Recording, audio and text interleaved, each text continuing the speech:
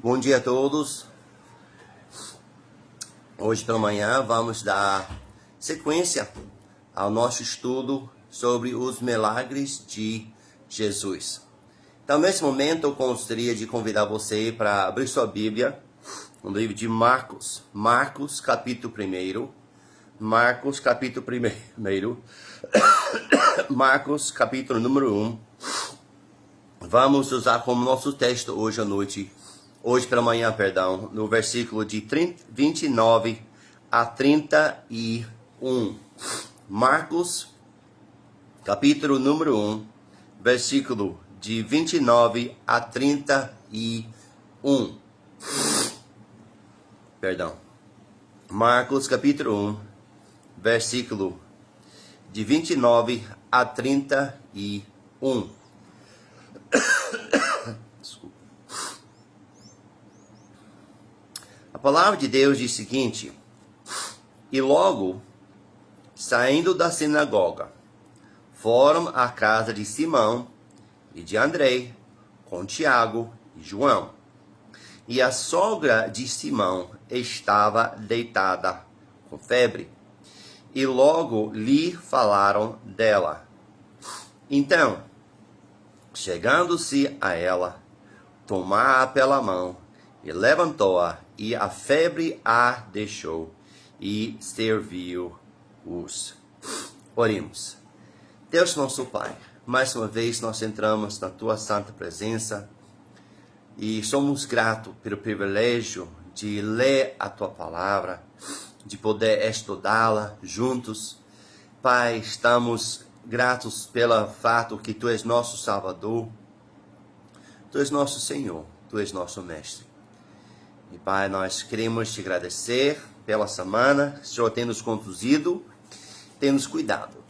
E Pai, nós Te agradecemos pela oportunidade de estar louvando e bendizendo o Teu nome. Mas Pai, mais uma vez nós estamos diante da Tua palavra e clamamos a Ti. Que Teu divino Espírito Santo seja nosso professor. Oh Pai, abre nossas mentes, abre nossos corações, pois precisamos ouvir somente a Tua voz, pois almejamos que Teu nome seja honrado e glorificado. Pedimos todas essas coisas no nome do Senhor Jesus Cristo. Amém. Então, só para lembrar, a gente tem passado algumas semanas nesse trecho, nessa série sobre os milagres de Jesus. Vamos só lembrar a definição de um milagre. O milagre é um evento incomum e significativo que requer a atuação de um agente sobrenatural e é realizado com um propósito de autenticar a mensagem ou o mensageiro. Vou repetir. Um evento incomum e significativo que requer a atuação de um agente sobrenatural e é realizado com o propósito de autenticar a mensagem ou o mensageiro. Então a gente tem observado nesses milagres de Jesus fazer água em vinho, de curar o filho de oficial. A semana passada, a cura da demoníaca na sinagoga de Cafarnaum. Esses milagres têm autenticado o fato que Jesus Cristo é o Messias, Ele é Deus. Também tem atraído pessoas, e essas pessoas têm vindo para ver, assistir os milagres, outros para serem curados, e assim Deus, Jesus Cristo, tem tido a oportunidade de transmitir a sua mensagem, que é o Evangelho, que Ele é o Salvador. Então, para a gente ter um contexto do que a gente está vendo hoje pela manhã, precisamos lembrar que o último milagre aconteceu realmente na sinagoga aqui em Cafarnaum. Jesus Cristo estava ensinando, certo? Tinha um homem endemoniado e com o passar de ensino de Jesus Cristo, ele não gostou, a verdade, que Jesus Cristo estava transmitindo. Ele começou a gritar E imediatamente Jesus Cristo demonstrou a sua autoridade, né? E mandou o homem calar-te e mandou o demônio sair. E imediatamente, conforme a autoridade de Jesus Cristo, o demônio saiu. Então, logo em seguida, Jesus Cristo tem deixado a sinagoga e, evidentemente, a casa de Pedro e André está próxima à sinagoga. E eles estão regressando para essa casa com o intuito, provavelmente, de comer e de descansar. Mas agora vamos falar sobre a cura da sogra de Pedro. E vamos ver ela assim. Letra A, vamos ver ela com febre alta. Quando chega na casa, esperando ver a sogra, bem, não é que encontraram. Encontraram que ela está com febre. Na realidade, o Evangelho de Lucas, capítulo 4 e versículo 38, Lucas destaca que essa febre está muito alta. Ele usa a palavra em grega mega, ou seja, uma grande e poderosa febre. Ele quer que a gente saiba que o negócio é sério. É uma coisa indesejável uma criança ficar com febre, mas é mais preocupante um adulto ficar com febre. Então, essa mulher está com febre de tal forma que ela está deitada.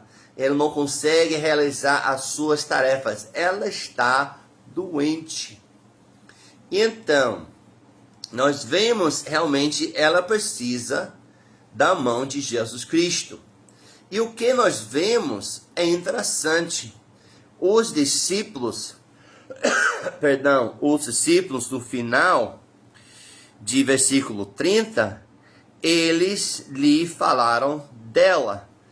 João, Tiago, ou seja, Simão e André, que é a casa deles, talvez Simão, porque é a sogra dele, eles falaram com Jesus Cristo: poxa vida, a minha sogra, ela está com febre, ela está doente, ela não está podendo fazer as coisas, o Senhor pode ajudar? Nós vemos aqui a intercessão, né? Os discípulos vão a Jesus Cristo, fazer-lhe ciente da condição, da necessidade da cura da sogra. Irmãos, é interessante a gente ver a necessidade de orar, de interceder para as outras pessoas. Não é que Jesus Cristo não conheceu a situação, ele é onisciente, ele é Deus, mas é agradável, é algo que agrada a Deus quando levamos nossas petições a Ele. E assim Ele pode responder. Então nós vemos não somente ela com febre alta, letra B, nós vemos ela curada. Agora, nós temos salientado, e é necessário lembrar, Jesus Cristo não faz uma coisa que atraia as pessoas. Ele não chama as pessoas da sinagoga para assistir à cura. Não é formulário sempre. Jesus Cristo faz o milagre de uma forma, faz outra. Desse milagre, na realidade, está feito em silêncio. Está feito sem fanfara, sem chamar as pessoas, sem chamar atenção. O poder de Deus não está demonstrado para que Deus possa chamar a atenção das pessoas, para que ele possa ser visto exatamente sempre. Mas aqui, ele está demonstrado para curar a serva. Meus amados irmãos, os milagres de Jesus Cristo, nós acreditamos ainda hoje que Deus faz milagres, mas não existe mais o dom de cura. Deus pode curar as pessoas, Ele pode, mas Ele não faz isso para fazer um show, para que as pessoas possam ficar assim de boca aberta sempre. Aqui nós vemos Jesus Cristo, uma coisa simples, tocando a mão da sogra de Pedro e ela está curada. É maravilhoso a gente lembrar o poder de Deus. nós servimos um Deus todo-poderoso. A palavra de Deus nos fala várias vezes: nada é impossível para o Senhor. E assim nós vemos, apesar do fato que a febre está alta, o negócio está sério, com a sogra de Pedro, Jesus Cristo simplesmente toca a mão e de repente ela está curada. A febre a deixou. Que maravilha que nós servimos um Deus todo-poderoso. E ainda assim, letra C, não somente vemos ela com febre alta, não somente vemos ela curada, mas vemos ela servindo. Isto é muito importante. Às vezes, os milagres de hoje, a pessoa ainda fica com vestígio, coisa sobrando, mesmo que pois curada. Não, aqui a cura é completa. Quando o poder de Deus está em demonstração, quando Deus cura, Ele cura completamente. Uma mulher que não tinha condições de levantar da cama, a febre era tão alta que ela era incapacitada e deitada, de repentemente, com o milagre de Jesus, ela está restaurada completamente. E Marcos faz sentido de nos demonstrar isso para esclarecer que a cura foi completa. Ela está restaurada, ela consegue levantar. E no final do versículo 31, nós vemos: e serviu-os.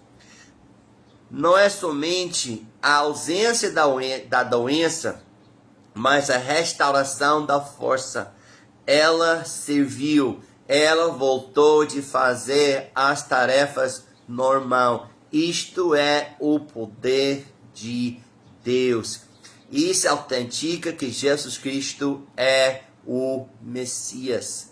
Isto não está feito como foi o último milagre que a gente já estudou, na sinagoga, na frente das pessoas, e as pessoas realmente confirmaram a autoridade de Jesus Cristo sobre um demônio, mas aqui está feito mais uma coisa reservada, mas mesmo assim os discípulos observem mais uma vez a demonstração do poder de Deus. E nós vemos uma coisa aqui, vemos a fé dos discípulos.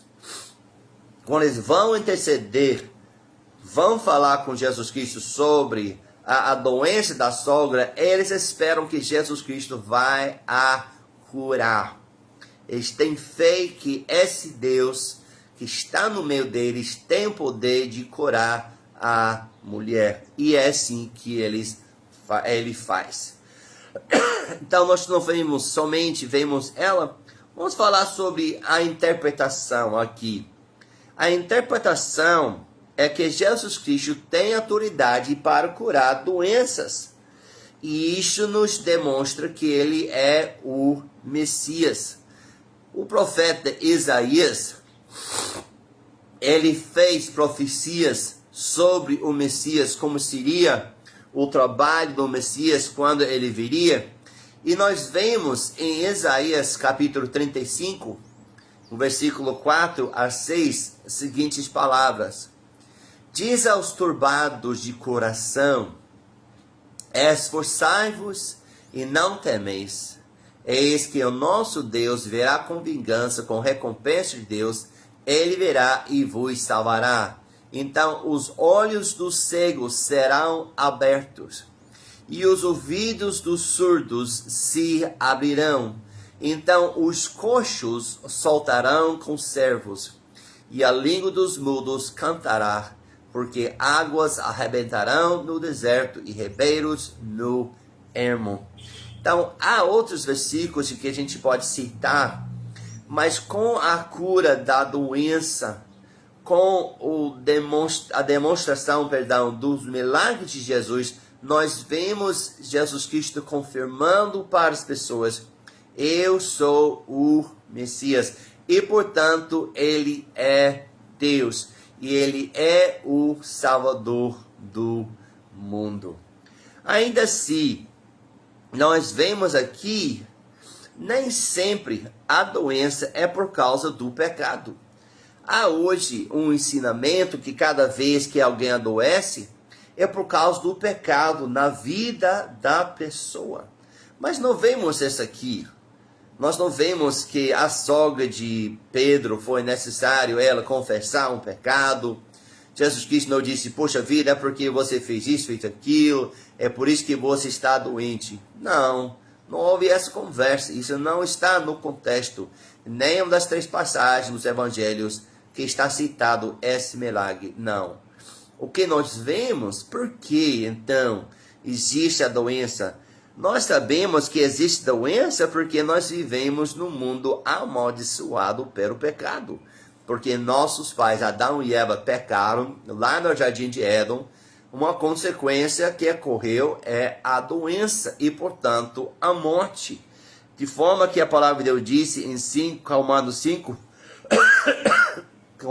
versículo 12, pelo que, como por um homem entrou o pecado no mundo, e pelo pecado a morte, assim também a morte passou a todos os homens, por isso que todos pecaram. Então, a doença é a consequência do pecado que nos leva também à morte.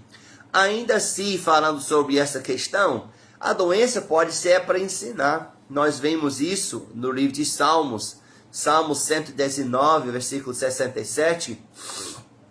Davi diz o seguinte, antes de ser afligido, andava errado, mas agora guardo a tua palavra.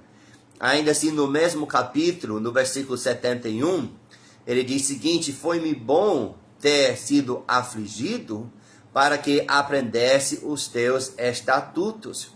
Então, quando nós adoecemos, nós percebemos, às vezes, a necessidade de compreender melhor a palavra de Deus. Deus nos ensina coisas através da doença, que às vezes a gente não tinha como aprender quando a gente era sã. E assim nós aprendemos de andar e obedecer a palavra de Deus. Nós aprendemos, estamos ensinados a entender a palavra de Deus e o poder da palavra de Deus. É a necessidade de obedecer a palavra de Deus. Então, a doença vem porque nós vivemos num mundo amaldiçoado pelo pecado, mas também pode ser para nos ensinar, pode ser realmente por causa do pecado. Acontece, né? Em 1 Coríntios, capítulo 11, versículo 29 e 30, a palavra de Deus diz o seguinte, porque o que come e bebe indignamente, come e bebe para sua própria condenação, não discernindo o corpo do Senhor.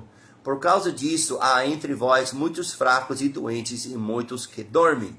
Então, acontece às vezes que a pessoa adoece por causa do pecado na sua vida, mas é geralmente um caso raro, como vemos, é por causa do pecado no mundo, é porque Deus quer nos ensinar algo, e ultimamente pode ser por demonstrar o poder e a glória de Deus, e foi justamente o caso aqui, né? Que foi para demonstrar o poder de Deus na vida da sogra de Pedro. E nós vemos Deus demonstrando a sua glória, que ele é o Messias, que ele é Deus. E assim, seus discípulos têm como colocar sua fé cada vez mais no Senhor. Então vamos ver uma aplicação bastante simples. Letra A, a importância da intercessão. Muitas vezes a gente entende que Deus é um Deus onisciente. E nós sabemos que Deus sabe de todas as coisas. Mas aqui nós vemos o agir dos discípulos indo até Jesus, falando-lhe sobre a situação, alertando ele sobre a necessidade, para que assim ele poderia curá-la. E nós também precisamos saber que a intercessão é importante. Nós devemos interceder para aqueles que estão doentes. Nós devemos interceder para aqueles que precisam a salvação. Precisamos interceder para aqueles que estão fracos e precisam ser encorajados e animados. Precisamos interceder para aqueles que estão afastados do caminho do Senhor. A importância da intercessão, orar em prol dos outros, de forma que Tiago nos disse na sua carta, a oração de um justo pode muito em seus efeitos. Amados irmãos, precisamos orar mais, precisamos interceder mais. Vemos aqui esse exemplo simples dos discípulos indo a Jesus, pedindo socorro, pedindo o agir dele. E assim ele respondeu. E nós sabemos que Deus responde às nossas orações. Então vamos ao trono do nosso Deus Todo-Poderoso e vamos interceder para aqueles que precisam a intervenção do poder de Deus. E último, servir deve ser a resposta natural de gratidão. Servir deve ser a resposta natural de gratidão. Quando a sogra de Pedro foi curada, a primeira coisa que ela fez foi servir. Amados irmãos, Deus tem agido de forma maravilhosa em nossas vidas. Muitos de nós que têm sido doentes, Deus tem restaurado a nossa saúde. Muitos de nós, Deus tem transformado as nossas vidas. Muitos de nós, Deus tem feito coisas inexplicáveis em nossas vidas, através do seu poder, em resposta de oração. E assim, uma resposta natural nossa deve ser servir ao Senhor. E assim, demonstrar a nossa gratidão e servir aquele que tem nos restaurado, que tem feito coisas maravilhosas em nossas vidas. Vamos orar. Deus nosso Pai, Pai, obrigado por inspirar homens santos para escrever a Tua palavra. Pai, esses milagres têm como intuito de nos encorajar, nos fortalecer, nos animar, fortalecer nossa fé nesse Deus tão grande e tão maravilhoso. Pai, obrigado, Senhor, por escolher, recordar esses milagres, para que a gente possa ter certeza que Tu és Deus, Tu és nosso Salvador. E Pai, nós te agradecemos pelas lições que eles têm nos ensinado e há de nos ensinar muito mais. Pai, nós clamamos para aqueles que estão ainda adoentados, que o Senhor esteja restaurando a sua saúde, aqueles que estão doentes profundamente, que o Senhor esteja agindo de forma especial, conforme a Tua vontade. E Pai, que o Senhor esteja trabalhando em nossa comunidade Arembepe, para glorificar somente o nome do Senhor. Pedimos todas essas coisas no nome santo e precioso do Senhor Jesus Cristo. Amém. Então, quero agradecer a cada um que está ouvindo a palavra de Deus hoje pela manhã. Com fé em Deus, hoje à noite eu estarei transmitindo uma pregação sobre nosso tema fé e ação. Então, que Deus te abençoe, um ótimo dia para todos e até logo mais hoje à noite, mais uma vez juntos para estudar e ouvir a palavra do Senhor. Que Deus te abençoe, ótimo dia para todos.